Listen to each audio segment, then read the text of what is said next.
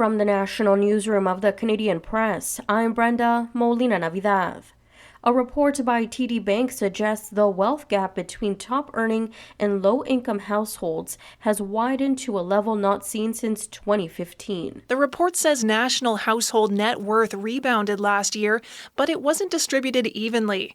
The average income of top earners was 6% more in 2023 than the previous year.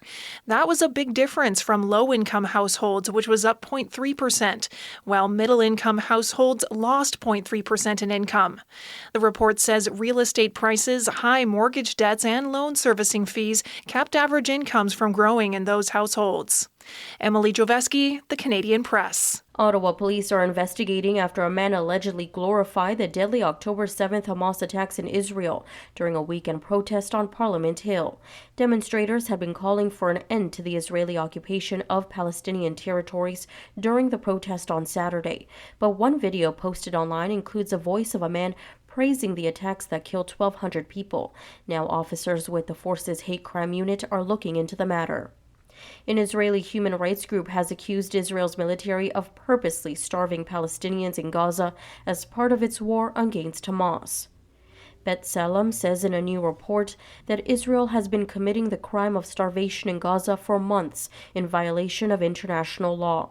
A new study says First Nations patients are more likely to leave Alberta emergency departments before receiving care than other patients, and anti-Indigenous racism is a significant reason why.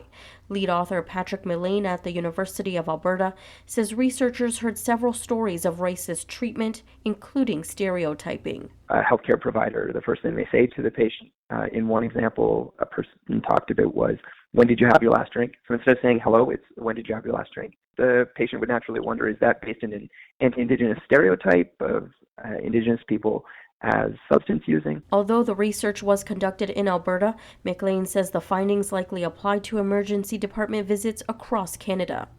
Former National Enquirer publisher David Pecker was the first witness on the stand today in Donald Trump's hush money trial, the first ever criminal trial against a former U.S. president. ABC's Olivia Rubin has details on Trump's reaction in court. Prosecutors in their opening statements brought up the infamous Access Hollywood tape. They read portions of the transcript to the jury. They said that Donald Trump was bragging about committing sexual assault, and Donald Trump just had to sit there and listen. And I will say, just watching that camera that's directly on his face, you could tell it was difficult. It was one of the few moments when prosecutors brought up this tape that you could see Donald Trump shaking his head. He pursed his lips. Pecker is due back on the stand tomorrow.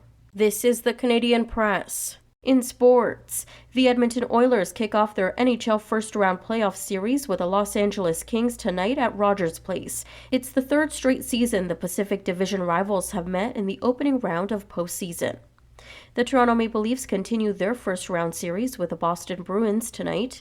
The Leafs are looking to bounce back after being defeated 5-1 in the series opener on Saturday. The Toronto Blue Jays are in Kansas City to begin a 4-game series with the Royals. Toronto FC manager Jason Hernandez says the club is working on a couple of moves ahead of the MLS primary transfer window closing tomorrow. He says the process is ongoing. Yeah, at the moment, we're in discussions on both ends, a potential outgoing and a potential incoming. As all windows go, things can develop or fall apart pretty quickly. So we're monitoring a few situations here. From the Canadian Press, I'm Brenda Molina-Navidad. Thanks for listening. Don't forget to follow and subscribe. For more of today's top stories, visit thecanadianpressnews.ca.